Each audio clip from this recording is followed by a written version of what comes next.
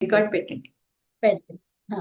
So అయితే మనకి ఇప్పుడు ప్రత్యయాలు ఎన్ని ఉన్నాయి? మొత్తం 18 ప్రత్యయాలు. 18 ప్రత్యయాలలో ఎక్కడెక్కడ వస్తుందో చూడండి. ఈ తిప్పు, తిప్పు, సిప్పు, మెప్పు ఇవన్నీ కూడా పిత్తులు. అవునా? రావు. కాబట్టి అక్కడ రాదు. అర్థమైపోయిందా? ఉమ్.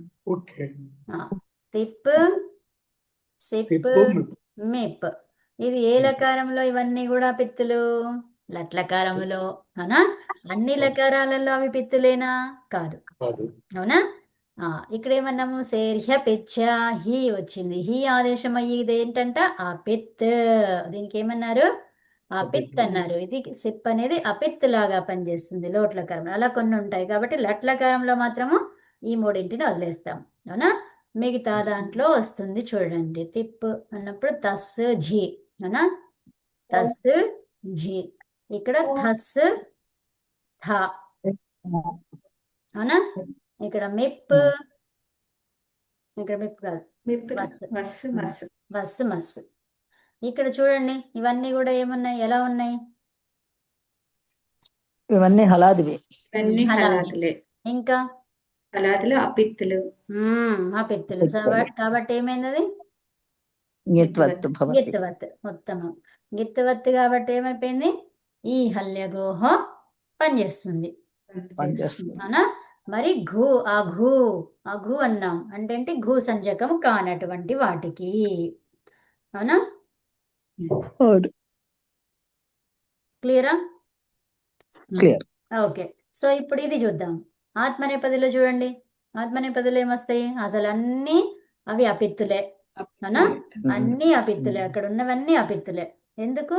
ఇక్కడ తిప్పులు అవన్నీ ఏముండవు. తస్, తా, ఆతాం, ఝ. అవునా? ఆతాం వస్తుందా? రాదు. రాదు.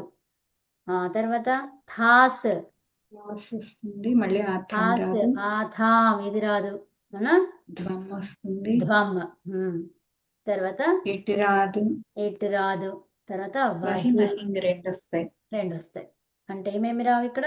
ఎన్ని రావు? 3 రావు. 3 రావు. అమ్మమ్మని ఇక్కడ వీడికి 4 రావు. పెట్టిందన్నా పెట్టినా నేను. ఇక్కడ ఝ ఉంది. ఝ అలాగే ఉంటుందా? అక్కడ ఆదేశం వస్తుంది కదా, అంతా. అంతా ఇక్కడ వస్తుంది కాబట్టి అది కూడా అది కూడా రాదు. అవునా? ఉమ్. ఈ నాలుగు అభ్యాసంలో ఏం చెప్పుకున్నాం? అది ఆథాం కూడా అభ్యాసం. కలపండి. అక్కడ ఆథాం కూడా కూడా కలపండి. ఆథాం. అవునవును. అవును. 4. ఈ 4ంటికి కదా. సో ఇంకెన్ని మిగిలినాయి? 5. అక్కడ పరస్మైపదిలో కూడా మనం 6 అని చెప్పుకున్నాం. అక్కడ కూడా 5. ఎందుకు? ఝో అంతః. హే ఉంది కదా, జో అంతః అది కూడా ఝో రాదు. అంతః. సో కాబట్టి వచ్చింది అక్కడ కూడా. అది కూడా రాదు. అంటే 10. 18లో 10 ప్రత్యయాలకి ఈ హల్యగోహ పనిచేస్తుంది. అవునా? ఎలాంటి వాటికి? దానికి అభ్యస్త సంజ్ఞ ఉండాలి. పూర్వంలో ఉన్నదానికి అంగంలో ఉన్న వాటికి అభ్యస్త సంజ్ఞ లేదా స్నా. ఏం చెప్పుకున్నాము? స్నా అనే వికరణ ప్రత్యయం కూడా చెప్పుకున్నాం మనం. అర్థమైందా? ఈ హల్యగోహ ఎక్కడెక్కడ? స్నా వికరణ ప్రత్యయం. స్నా వికరణ ప్రత్యయం ఎక్కడ వస్తుందండి? క్రాదిగణం కదా. క్రాదిభ్యః స్నా. స్నమ్ కాదు. తనాది తనాది కాదు తనాది కాదు కాదు. కాదు. నా అనేది క్రాదిభ్యః స్నా కదా మేడం.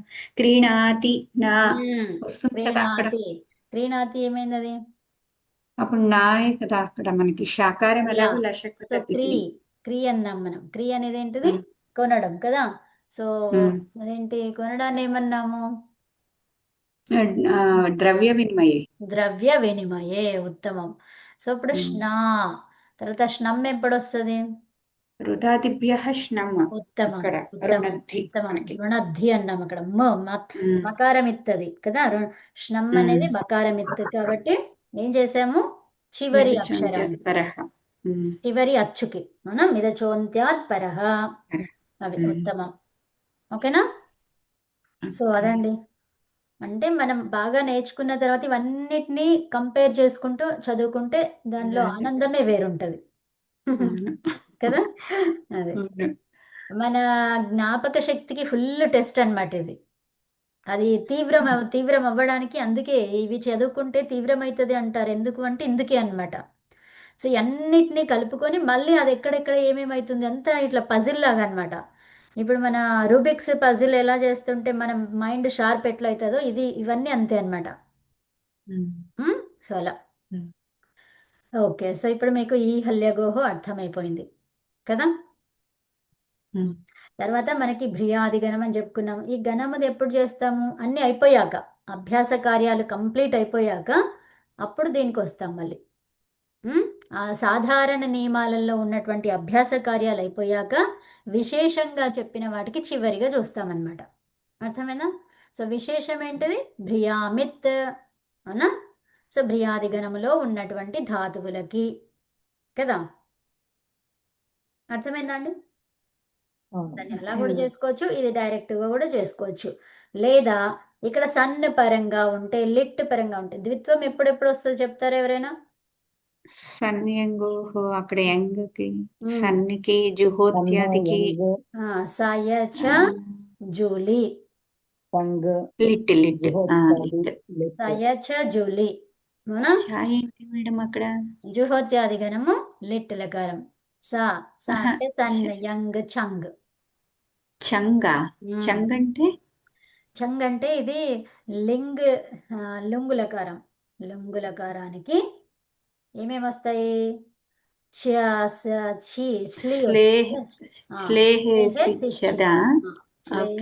ఇలాంటివి వస్తాయి కదా. దీంట్లో చాలా ఉంటాయి. ఈ సిచ్ ఒకటి, తర్వాత క్సా ఒకటి, అంగ్ ఒకటి, చంగ్ ఒకటి, ఇలాంటివి అన్నీ వస్తుంటాయి అనమాట. దానికి 7 ప్రత్యయాలతోని 14 వేరియేషన్స్ ఉంటాయి. ఆత్మనేపది పరస్మైపది కాబట్టి. ఓకే, ఇక్కడ కూడా ద్విత్వం వస్తుంది అంటున్నారా? కరెక్ట్. చంగులో వస్తుంది. చంగు తీసుకున్నప్పుడు మాత్రమే వస్తుంది. అందుకే మనం లుంగు లకారం అని చెప్పకుండా ఏం చెప్పాలి? చంగ్ అంతే. ఓకే, సో లకారాలలో ఈ 5, మిగతా వాటిల్లో ప్రత్యయాలతో వచ్చేవి మళ్ళీ అక్కడ వేరుంటాయి. ఓకే, సో లకారాలలో మనకి ద్విత్వము రావాలి అంటే ఈ 5 ప్రత్యయాలు ఉంటేనే ద్విత్వం వస్తుంది. ఓకే, సో ఇప్పుడు మరి ద్విత్వం రావాలంటే మనకి ఏముంది? సన్ అంటే ఈజీగా అర్థమైపోతుంది. సా గాని షా గాని ఉంటుంది అందులో. ఇక్కడ తింగ్ ప్రత్యయానికి పూర్వం తీ కాదా తే ఉన్నప్పుడు దీనికి పూర్వంలో ఎవరుంటారు? సన్ గాని. సన్ అంటే షా గాని సా గాని ఉంటుంది. యా, ఈ యాలో కూడా యంగ్లో ఏం మిగిలింది? యా మిగిలింది. సో యా ఉంటుంది. తీ గాని తే గాని దానికి పూర్వంలో ఏముంటుంది? యా. ఇక్కడ ద్విత్వం ఉంటుంది. ద్విత్వంతో పాటు యా ఉంటుంది. ఇక్కడ ద్విత్వంతో పాటు షా ఉంటుంది. షా గాని సా గాని కదా. తర్వాత ఇవి రెండింటిని ఈజీగా మనము గుర్తుపట్టేయచ్చు. తర్వాత ఏమన్నాము? సన్న యంగ్ చంగ్. ఈ చంగ్లో మిగిలింది ఏంటి? చంగ్లో చకారానికి ఏమొచ్చింది? చుటూ. లకారానికి ఆ మిగిలింది. అంటే చివరిగా ఆ ఉంటది అనమాట. అర్థమైనా? సో కాబట్టి ఆ ఉండి అలా తెలిసిపోతుంది. అది కొంచెం కొంచెం రూపం మనకు తెలిస్తే అది ఇప్పుడు లుంగు లకారం అన్నాం. లుంగులో ఏమొచ్చింది? లుంగు లంగుల్ రింగ్ క్షడు దాత్త. అర్థమైందా? సో ఇక్కడ ఆ వస్తుంది అవునా.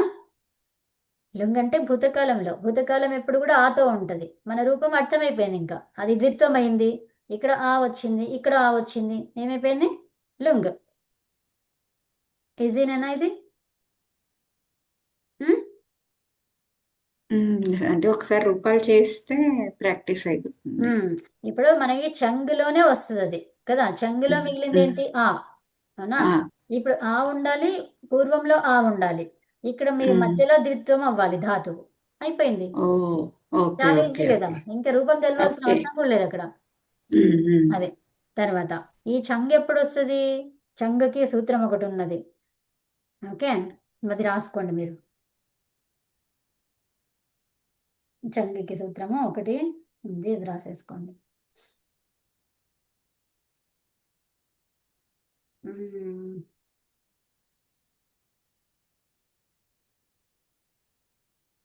గుర్తుంది ఎవరికైనా? కొన్ని ధాతువులకు వస్తుంది. తర్వాత అలా కండిషన్లో ఉన్నప్పుడు వస్తుంది అనమాట. ఇంకో కండిషన్ ఒకటి ఉంది. నీ నీ నిజంతం. ఓకే, నీ అంటే న్యంతం.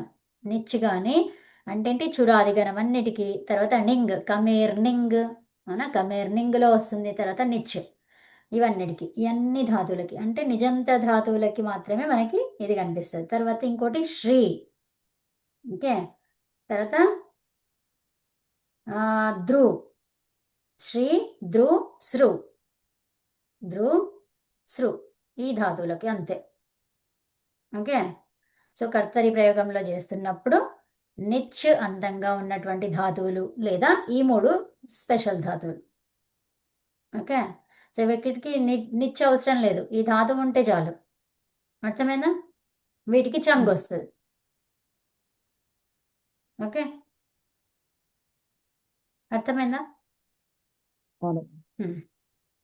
సో సూత్రం ఏంటి అంటే రాసుకోండి. ఓన్లీ శ్రీ ధృ సృ ఈ 3 అంతే. ధాతువులకి ఉమ్, నిత్య అంతంగా ఉండే ధాతువులకి నింగ్ ఉమ్. కమేర్ నింగ్ కమ్ అనే ధాతువుకి కమేర్నింగ్ అంతే. అంటే నింగ్ ఉంది కదా అక్కడ, అవునా? ఆ. నకారం ఎత్తైనటువంటిది అనమాట. సో నిత్ ఎక్కడెక్కడ కనిపిస్తుంది అంటే నిచ్లో కనిపిస్తుంది కదా, నింగ్లో కనిపిస్తుంది అంతే. అందుకే దాన్ని ఏమంటాము, నీ ణి అని చెప్పుకుంటాం. నీ శ్రీ ద్రు సృ ఈ మూడింటి చేత ఎలా చెప్తాము? మూడింటి నుండి వలన. పంచమిలో చెప్పండి, అది ఎలా చెప్తారు? బహువచనం కదా, వచనం ఏంటి? బహువచనం. నేభ్యః నేభ్యః శృభ్యః. పంచమి అంటే శృభ్యః. నీ కానీ శ్రీ ద్రు సృభ్యః. అయిపోయిందా? సగం అయిపోయింది సూత్రం. తర్వాత ఏమన్నాను? దేనిలో ఏ ప్రయోగం? ఏ ప్రయోగంలో? లుంగ్ ఏ ప్రయోగంలో? కర్తరి కర్తరి కర్తరి ప్రయోగే ప్రయోగంలో ఏ ప్రత్యయం వస్తుంది ద్విత్వం చేయడానికి? చంగ్. చంగ్. అంతే, అయిపోయింది. చెప్పండి సూత్రం. నే శ్రీ ద్రు శృభ్యః కర్తరి చంగ్. అంతే, సృభ్యః సృ సృభ్యః నీ కర్తరి చంగ్. శ్రీభ్యః కర్తరి చంగ్. అంతే. సో ఇప్పుడు ఈ చంగ్ ఎక్కడ వస్తుంది? లుంగులకారంలో. ఓకే, లుంగులకారం పరంగా ఉంటే ఈ చ్లే అనేది ఉంది కదా, ఈ చ్లేకి ఆదేశం ఏంటి? సిచ్ రావాలి. ఆ సిచ్కి ఆదేశం ఎవరు వస్తారు? చంగ్. ఓకే, చ్లేహ సిచ్ అనేది ఇది చ్లేహ సిచ్, ఇంకా అది సాధారణ నియమం అన్నమాట. చ్లేకి సిచ్ ఆదేశము. ఆ సిచ్కి ఎవరు అమ్మా, ఆదేశం? ఇక్కడ ఈ 3 ధాతువులు చెప్పుకున్నారు, వీటిలోనే వస్తుందా? అమ్మా ఇంకోటి కూడా చెప్పాను, ఒక గణం కూడా చెప్పాను. న్యంతం అన్నానా? నీ నిచ్ అని నీ అని చెప్పుకున్నా కదా. నీ అంటే ఏంటి ఇక్కడ? నకారం ఎత్తైనటువంటి. ఓకే, న్యంత ధాతువులు ఏమంటాం? నకారం ఎత్తైతే న్యంత. న్యంత ధాతువులు. నీ అంత, అని అంత, అని అంత. ఏమైంది అది? నియంత. న్యంత అంటే న్యంత ఎక్కడెక్కడ వస్తుంది? నిచ్ చురాది గణంలో. తర్వాత నిచ్ హేతుమతిచ, అప్పుడు ఏమైనాయి? ఈ 2000 ధాతువులకి. ఓకే, తర్వాత హేతుమతిచ వచ్చినప్పుడు 2000 ధాతువులు. చురాది గణం అంటే 500 ధాతువులు, 2500. అవునా? సో అంటే ఇప్పుడు మొత్తం మీద ఏమైంది? ఈ 500 ధాతువులకి వేరే అర్థంలో వచ్చింది కదా. తర్వాత ఈ 2000 ధాతువులకి ఇంకో అర్థం, హేతుమతిచ అర్థం. హేతుమతిచ అర్థంలో. తర్వాత ఇంకెక్కడ వస్తుంది? కమేర్నింగ్. ఏం చెప్పుకున్నాము? కమ్ అనే ధాతువు భ్వాదిగణ ధాతువు అది, అవునా? సో కమేర్నింగ్, నింగ్ తీసుకున్నాం ఇక్కడ. నింగ్ ప్రత్యయం కాబట్టి ఇది ఏమైంది? ఆత్మనేపది ధాతువు, అవునా? సో అదనమాట. చెంగు వచ్చేసరికి కూడా ఆ చెంగు ద్వారా కూడా ఏమైంది? ఆత్మనేపది. గకారమిత్తు నింగ్, గకారమిత్తు ఆత్మనేపది రూపాలు ద్విత్వంతో వస్తాయి. అర్థమైందా? అంటే మేడం ఇక్కడ నింగ్ చెంగు ప్రత్యయాలు కదండి, మరి మనకి ఆ ప్రత్యయాల వల్ల ఈ ధాతువులు ఆత్మనేపది అని ఎలా చెప్పుకుంటున్నాం మనం? చెప్తాను, వినండి. ఇప్పుడు నింగ్ ఏంటిది? సనాద్యంత ధాతువు. సనాద్యంత ప్రత్యయం అది. సనాది ప్రత్యయం ఇది.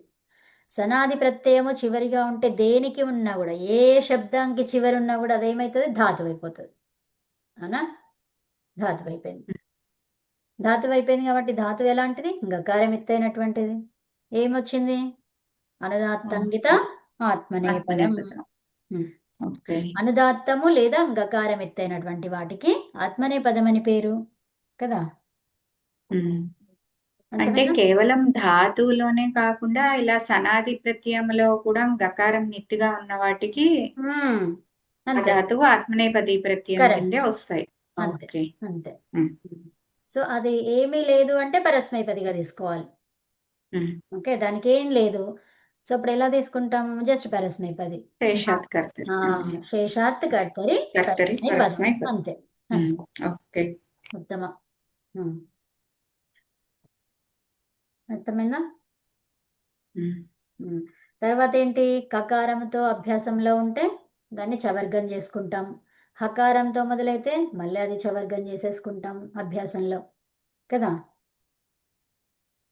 అలాగా. సరే, ఇప్పుడు చూడండి. హా ఉంది, హా ధాతువు కదా. ఓహాంగ్, ఓహాంగ్లో ఇవన్నీ కూడా ఇత్తు సంజలు. హా మిగిలింది, అవునా? హా మిగిలింది. తర్వాత ఇది ఆత్మనేపది ఎందుకు వచ్చింది? అనుదాత్తంగిత ఆత్మనేపదం అంటే ఏంటి? ఇక్కడ మనకేముంది మరి? అనుదాత్తమా అదేం గకారమిత్త? గకారమిత్. అర్థమైందా? రెండు సిచ్యువేషన్స్ అవి. ఓకే, రెండు ఒకటే చోట రావు అంటే అవి రెండు సిచ్యువేషన్స్. సో సిచ్యువేషన్స్ లో మనకే సిచ్యువేషన్ ఉంది? అదే తెలుసు. సో ఆత్మనేపది కాబట్టి తా ప్రత్యయం. ఇక్కడ షప్ వస్తుంది. ఎందుకు? కర్తరి ప్రయోగం చేస్తున్నాం, డైరెక్ట్ చెప్తున్నాం కదా మనము, అవునా? అతను వెళ్తున్నాడు అని చెప్తున్నాము. అతని ద్వారా వెళ్ళబడుతుంది అంటున్నామా? అతడు వెళ్తున్నాడు అంటున్నామా? అతడు వెళ్తున్నాడు. అతడు వెళ్తున్నాడు కాబట్టి ఆత్మని అదేంటి ఏమన్నాము? కర్తరి ప్రయోగం. ఇది సార్వధాతుకం. సార్వధాతుకం ఎప్పుడు? లట్ లోట్ లంగ్ విధిలింగ్ కదా. సో ఇప్పుడు మనం లట్ చేస్తున్నాము కాబట్టి సార్వధాతుకము, కర్తరి ప్రయోగము. సో సార్వధాతుక కర్తరి ప్రత్యయం అక్కడ ఉంది మనకు, అవునా? సార్వధాతుక కర్తరి ప్రత్యయం ఉంది కాబట్టి ఎవరు వస్తారు? కర్తరి షప్. అయితే మరి ఇప్పుడు మనం చేసేది జుహోత్యాది గణం. ఈ జుహోత్యాది గణంలో ఏం చెప్తుంది? షప్ శ్లూ, అవునా? ఎవరున్నారు పరంగా? శ్లవ్ ఉంది. దేనికి పరంగా ఉంది శ్లవ్? హాకి అంటే అంగానికి పరంగా. సో అప్పుడు అంగం పరంగా శ్లవ్ ఉంటే ఏం చేయమని చెప్తున్నారు? ద్విత్వం. ఓకే, సో ఇప్పుడు మరి ద్విత్వం చేయాలంటే ఎవరిని చేయాలి ద్విత్వము? అందులో రెండు కనిపిస్తున్నాయి అందులో. ఏది ద్విత్వం చేయాలి? 3 విషయాలు కనిపిస్తున్నాయి. ఇప్పుడు హకారాన్ని ద్విత్వం చేయాలా, ఆకారాన్ని ద్విత్వం చేయాలా, లేకపోతే రెండు కలిపి ద్విత్వం చేయాలా? 3 ఉన్నాయి. ఎలా చేయాలి అంటే ఏమన్నారు? రెండు కలిపే. ఏకాచు ఉంటే ఏమన్నారు? ఏకాచు ఉంటే. ఏకాచు ఏంటండి? ఏకాచో ద్వే ప్రథమస్య. ఉత్తమం.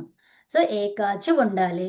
మరి ఏకాచు ఉంది ఇక్కడ, ఏకాచు ఉంది. ఆని ద్విత్వం చేసుకోవచ్చు కదా, అవునా? ఆని ద్విత్వం చేయొచ్చు కదా. ఏకాచో ద్వే ప్రథమస్య అంటే ఏంటి? ఈ అచ్చు ఉన్న భాగానికి చేయాలి, ఏకాచు ఉన్న భాగానికి చేయాలి. మరి ఏకాచు అక్కడ కూడా ఉంది కదా, ఇక్కడ కూడా ఉంది. ఇలా కూడా చేయొచ్చు, అవునా? మనకు కావాల్సింది ఒక అచ్చు ఉండాలి. ప్రతి దాంట్లోనూ ఒక అచ్చు ఉండాలి. సో అచ్చులో ఉండాలి అంటే ఇప్పుడు విడిగా రాసుకొని అలా చేయొచ్చు, లేదా హా కూడా చేయొచ్చు, అవునా? సో అయితే మరి ఏది చేయాలి? రెండిట్లో ఏది ఫాలో కావాలి అంటే ఏమంటారు? హానే చేయాలి. ఎందుకంటే ఏకాచు ఉన్నప్పుడు అది హల్తో మొదలైతే ఆ సముదాయం మొత్తానికి, హల్ అయినా అచ్చైనా ఏదైనా కూడా ఏకాచు ఉన్నప్పుడు ఆ సముదాయం మొత్తానికి ద్విత్వం చెయ్యాలి.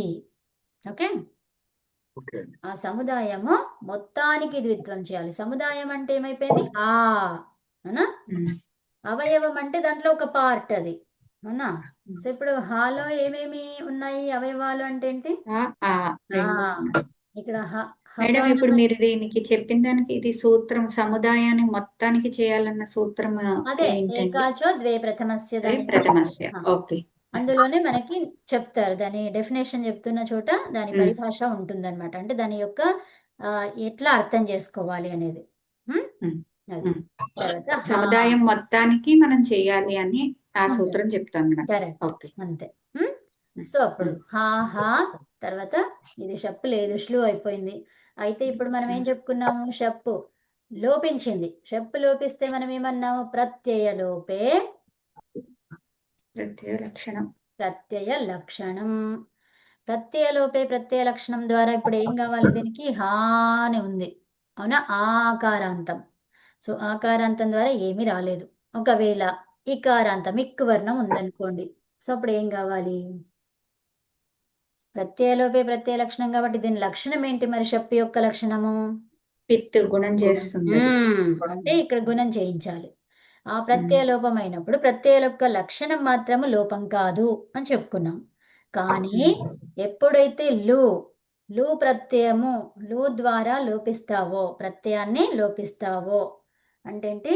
శ్లు గాని, ఇక్కడ రాస్తాను శ్లు గాని, తర్వాత లు, ఇంకొక లు ఎక్కడ వస్తుంది? 3 లూలు ఉన్నాయి మనకు. చెప్పండి ఎవరెవరు ఏం చెప్తారు? శ్లు, లుక్ లుక్ లుక్ ఉత్తమం. తర్వాత లుప్. ఓకే, లుక్ సో ఇవన్నిట్లో ఏం కనిపిస్తుంది కామన్ గా? లు. లు దీన్ని ఏమంటాము? లుమత. ఓకే, లుమత అంగము. లుమత దానికి పూర్వంలో ఉన్నటువంటిది ఏంటిది? అంగం కదా. సో లుమత అంగానికి, ఓకే అర్థమవుతుందా? సో అంటే లుమత ఇప్పుడు మేడం మీరు ఇప్పుడు లొమత అంగానికంటే ఇప్పుడు జుహోత్యాది అన్నిటికీ కూడా షప్ నుండి శ్లూయే కదా, అంటే అన్ని కూడా మనకు ఆ ధాతువులన్నీ లొమత అంగాలేనా? అంతే. అప్పుడు ఏమైతుంది? అప్పుడు వచ్చినప్పుడు నా చెయ్యకు, ఏం చెయ్యకు? ప్రత్యయలోపే ప్రత్యయ లక్షణం చెయ్యకు. అర్థమైనా? ఓకే. అది ఒక్కదానిగా తీసేసినప్పుడు చేయొచ్చు, కానీ ఇలా ప్రత్యయం మొత్తం అదర్శనమైనప్పుడు నువ్వు శ్లు గాని లుప్ గాని లుక్ గాని దాని ద్వారా లోపం చేస్తే, ఈ లూతో లోపం చేస్తే, సో ఏమన్నారు? నా లుమతాంగస్య. ఓకే, నా ఏంటి? లుమతాంగస్య. అర్థం కాలేదు మేడం నాకు. ఇక్కడ ఏంటి నా చెప్తున్నారు? ఏది చెయ్యవద్దని చెప్తున్నారు మనకి? మనకి ఇప్పుడు ప్రత్యయలోపే ప్రత్యయ లక్షణం అనేది ఉంది కదా. ఉంది. ఇదేం చెప్తుంది? ప్రత్యయము లోపిస్తే ఆ ప్రత్యయ లక్షణంకి లోపం కాదు అని చెప్పింది. ఆ ప్రత్యయ లక్షణం ఏంటి? షప్పు యొక్క లక్షణం ఏంటి? గుణం చేసేది. ఇక్కు వర్ణాలకి గుణం చేయించడం. కానీ అలాంటి భావన నా లుమతాంగస్య. ఓకే, లుమత. లుమత అంటే ఎలా ఉంది? లుమత అంటే ఆకారాంతంగా వినిపిస్తుంది. తృతీయ విభక్తిలో ఉంది, ఆకారాంతం లాగా.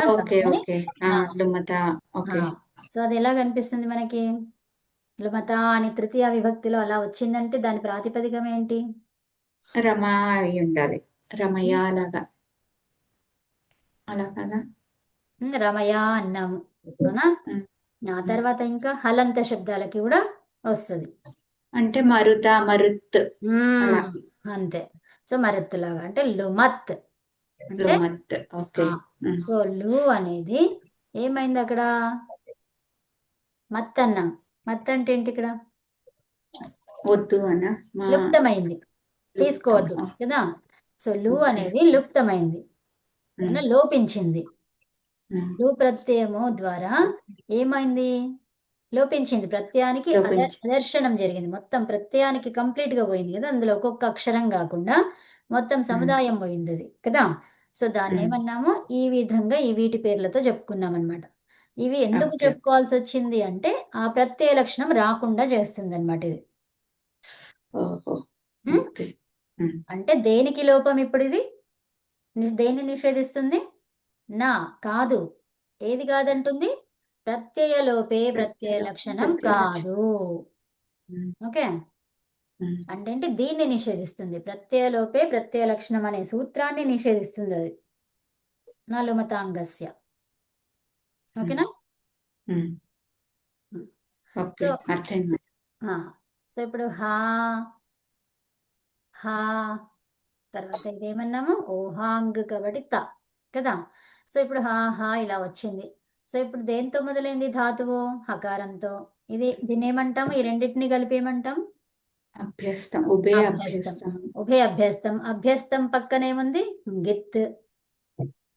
అప్పుడు ఏం కావాలి? అభ్యస్తంలో ఆకారాంతం ఉంటే ఏం కావాలి? ఈ ఆదేశం. ఈ హల్యగోహో హీ మన తర్వాత ఇప్పుడు తా ఏం కావాలి? టితాత్మనే పదానం టేరేతే అవునా? సో ఇప్పుడు జా ఇది హా ఉంది. హా ఏమైంది? హ్రస్వం కావాలి. దీర్ఘం ఉంటే హ్రస్వం.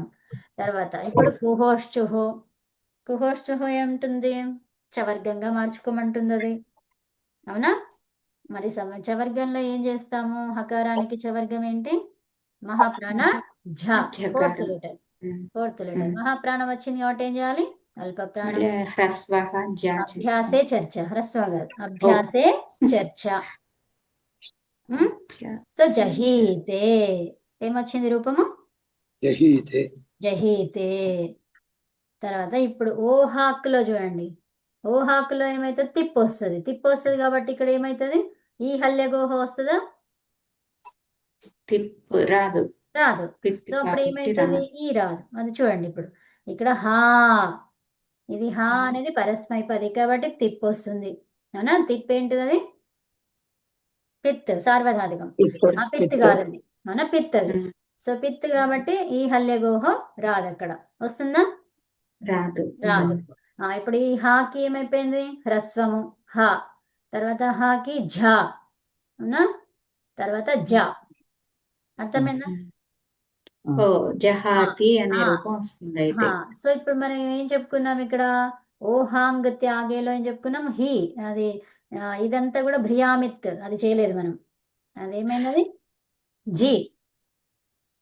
జిహీతే. జిహీతే వచ్చింది మనకు.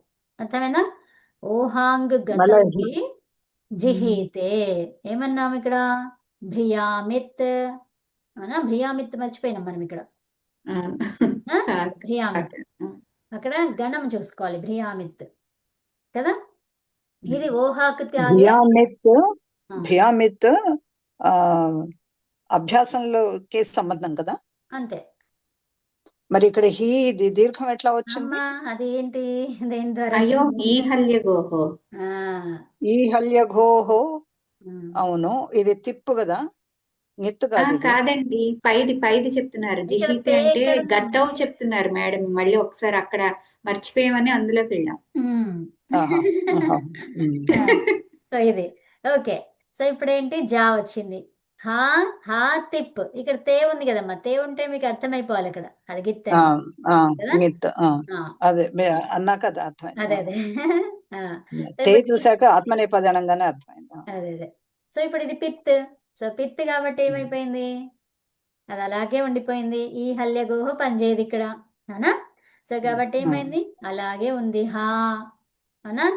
జహాతి. ఇక్కడ జహా పిత్ అనేది కాకుండా పైనది. ఇంకే పైన ప్రత్యయం అనమాట మనకున్నది. ఇది ఇది అంటే మేము కళ్ళు ఇలా కొంచెం క్లోజ్ చేసి చూసామంటే కన్ఫ్యూజ్ అయిపోతాం. అదే అదే. సో ఇవి కలపండి. నేను అండర్లైన్ చేసినవన్నీ కలపండి. జహాతి. పకారానికి హలంత్యం ద్వారా ఇత్తు సంజ్ఞ. జహాతి. ఈ జహాతి అనగానే మీరేమంటారు? త్యాగము. ఓకే. జహాతి అంటే త్యాగము. జిహీతే అంటే వెళ్ళడము. వెళ్తున్నాడు. అవునా? వెళ్తున్నాడు, త్యాగం చేస్తున్నాడు. అర్థమైందా? జహాతి జిహీతే. ఇప్పుడు ఝ ప్రత్యయంతో చూసుకుందాము. చూడండి, ఝి. ఝి అనేది ఉంది. అవునా? ఇప్పుడు హా. అవునా?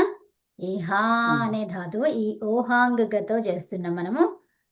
సో ఇప్పుడు ఝి ప్రత్యయం కాబట్టి దానికి ఏం చెప్పుకున్నాము? ఝో అంతః. కానీ ఇక్కడ ఏంటి మనం చేసేది? ఇప్పుడు చూడండి. సో ఇక్కడ షప్ ష్లు అయింది. అవునా? ష్లు అయింది కాబట్టి ఏం చెప్పాలి? నా లుమతాంగస్య. కాబట్టి ఇక్కడ ఏమీ కాదు. ఎప్పుడు ఇక్కు వర్ణం ఉన్నప్పుడు. కాకపోతే మీరు అది గుర్తు చేసుకుంటే మర్చిపోరు మళ్ళీ కదా. సో నా లుమతాంగస్య అంటే ఏంటి? ఈ లు అనే ప్రత్యయము ద్వారా, లు అనే ప్రత్యయం ద్వారా మనము ఎక్కడైతే ఆ ప్రత్యయానికి అదర్శనం చేస్తున్నామో అప్పుడు దానికి పూర్వంలో ఉన్న అంగానికి మార్పులు జరగవు. అంగములో మార్పులు జరగవు. ఆ మార్పు జరగాలని ఎవరు చెప్పారు మరి? ప్రత్యయలోపే. అది సో అంటే అది ఇప్పుడు పని చెయ్యదు. ఓకేనా? అంటే ఎవరు పని చేయకుండా చెప్పారు మరి ఇప్పుడు? నలుమతాంగస్య. ఓకేనా? ఉత్తమం. సో ఇప్పుడు మనకి ఇది హా. సో ఇప్పుడు ఈ ఝాకి ఏం రావాలి అంటే ఇక్కడ ఈ అభ్యస్త సంజ్ఞ రావాలి. అప్పుడు ఈ ఝాకి ఏం మారుతుందో అనేది తెలుస్తుంది అనమాట ఇప్పుడు. ఓకే, అభ్యస్త సంజ్ఞ రావాలి అంటే ఇక్కడ ద్విత్వం చేయాలి ఫస్ట్. అర్థమైందా? అంటే నెక్స్ట్ సూత్రం ఏముంది, అదేం చెప్తుంది, దానిపైన డిపెండ్ అయి ఉంటుంది ఏది ఫస్ట్ చేయాలి అనేది. ఓకే, సో ఇక్కడ అభ్యస్తానికి అని అన్నారు. అభ్యస్తం ఎప్పుడైతుంది? ద్విత్వం చేస్తేనే అభ్యస్తం అవుతుంది. లేదా డైరెక్ట్ ఆ ధాతువుకి ఇది అభ్యస్తము అని చెప్తే అప్పుడు అదవుతుంది. అంటే జక్షిత్యాదయ షట్. సో దానికి అభ్యస్త సంజ్ఞ వచ్చేసింది. అందులో జక్షిత్యాది గణంలో ఉన్నటువంటి 6 ధాతువులు, 6 అంటే జక్ష ఒకటి కలుపుకుంటే 7 అన్నమాట. అది లేకుండా ఆది అన్నాం కాబట్టి 6 అన్నారు అక్కడ. సో జక్షిత్యాదయ షట్, అవి షట్, ఈ జక్ష ధాతువు ఒకటి, మొత్తం ఎన్నని 7 ధాతువులకి ఏమని పేరు? అభ్యస్తం అని పేరు. అభ్యస్తం అని పేరు, డైరెక్ట్ పేరు వచ్చేసింది, ఇంకా దాన్ని ద్విత్వం చేయడం అదంతా అక్కర్లేదు. ఓకే, అభ్యస్తం వచ్చింది కాబట్టి ఈ అభ్యస్తం ద్వారా ఇక్కడ మార్పులు, ప్రత్యయానికి మార్పులు. ఓకే, ఏం ప్రత్యయానికి? ఝా ప్రత్యయానికి. ఈ ఝా ప్రత్యయం ఎలా అవుతుంది? అత్ ఆదేశం, అదభ్యస్తాత్. ఓకే, అత్ అభ్యస్తాత్. ఓకే, అత్ అభ్యస్తాత్. అత్ అభ్యస్తాత్ ఏం చెప్తుంది? అత్ ఆదేశము దేనికి? ఝ ప్రత్యయానికి. అంటే ఝ ప్రత్యయానికి అత్ ఆదేశము ఎప్పుడు? అభ్యస్తము, అభ్యస్తానికి పరంగా, అభ్యస్తం పూర్వంలో ఉంటే కదా. సో ఏమనాలి? అభ్యస్తానికి ఏం కావాలి? అభ్యస్తము పరంగా, పూర్వంగా ఉంటే, సారీ, అభ్యస్తము పూర్వంగా ఉంటే అభ్యస్తస్య ఏం చెప్పాలి? ఇప్పుడు అన్నదానికి అత్ ఆదేశం వస్తుంది. సో అభ్యస్తం అనేది పూర్వంలో ఉంటాయి, లేకపోతే అభ్యస్తానికి పరంగా అలా చెప్పండి. అభ్యస్తానికి పరంగా ఝ ప్రత్యయానికి అత్ ఆదేశం. ఓకే, అభ్యస్తానికి పరంగా ఉన్న ఝ ప్రత్యయానికి అత్ ఆదేశం. ఓకేనా? సో ఇప్పుడు ఏమైందని? ఇక్కడ అత్ వచ్చింది. ఆ తర్వాత అత్ అనేది ఏంటిది? అపిత్. మన జీ అపిత్తే కదా, అపిత్. అపిత్ కాబట్టి గిత్వత్. కానీ ఇక్కడ హల్ లేదు, ఉందా? లేదు. హలాది గిత్ గాని కిత్ గాని ఉండాలి మనకు. హలాది సార్వధాతుక, గిత్ కిత్ గాని ఉండాలి. అవునా? గిత్ గాని కిత్. అవునా? సో మనకి అక్కడ ఏముంది? అపిత్ ఉంది. ఇక్కడ అపిత్తే ఉంది కానీ హల్లు లేదు. అవునా? సో కాబట్టి ఈ హల్యగోహం రాదు.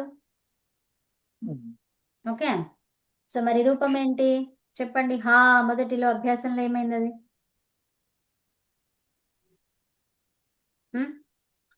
హా ఏమైంది? జీ అయింది, జా అయింది, జా అయింది, అది జీ. తర్వాత ఇంకొకటి కూడా మనం చెప్పుకున్నాం, ఇది గుర్తుందా? ఇక్కడ అకారము. అవునా? అభ్యస్తములో అకారం, ఆకారము. ఏం కావాలి అది? అతహ అని చెప్పుకున్నాం. ఏం చెప్పుకున్నాం? అభ్యస్తము తర్వాత ఆతహ. చెప్పండి. వికరణ ప్రత్యయం స్నా గాని లేదా అభ్యస్తం గాని ఉంటే ఆతహ ఏమవుతుంది?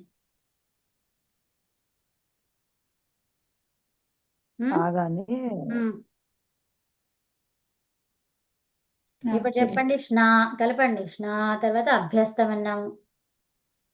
ఈ రెండింటిని కలిపి ఎలా చెప్తారు? స్నా తర్వాత అభ్యస్తం రెండింటిని కలిపి చెప్పండి, ద్వివచనం.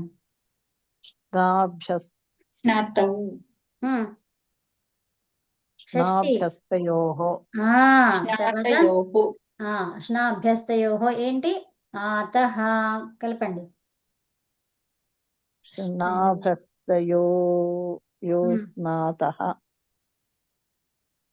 యోస్ ఎందుకు వచ్చింది? ఆవు రావాలి మనకి అక్కడ.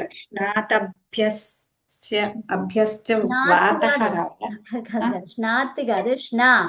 అభ్యస్తయోహో ఆతహ కలపండి అన్నిటిని. అక్కడ ఓకి ఆ అంటే అవదేశం వస్తుంది. యో యో ఉండదు ఇంకా.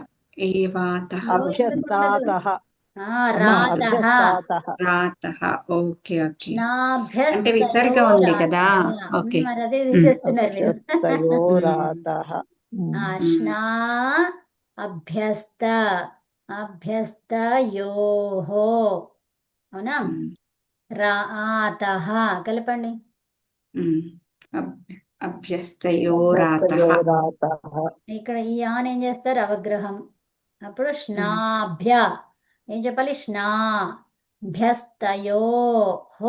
ఈ విసర్గ ఏమైంది? ర్. స్నాభ్యస్తయోర్ ఆతః. యోరాతః సో ర్ ఆ రెండు కలపండి. రా. స్నాభ్యస్తయోరాతః. ఓకే. స్నాభ్యస్తయోరాతః. ఇది ఎలా పలకాలి? నాభ్యస్తయోరాతః అభ్యస్తయోరాతః. అయితే ఇప్పుడు మనకేమైంది? ఈ హాలో ఉన్నటువంటి అది మరి అంతే ఉంది. అక్కడ ఏం చేయాలో చెప్పింది లేదు అక్కడ. అవునా?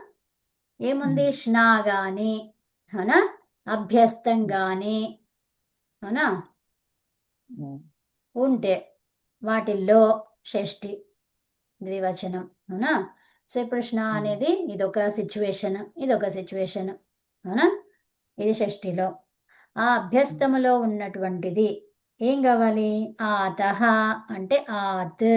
ఆకారమునకు ఆకారానికి ఇప్పుడు ఆతః అనేది ఏమైపోయింది?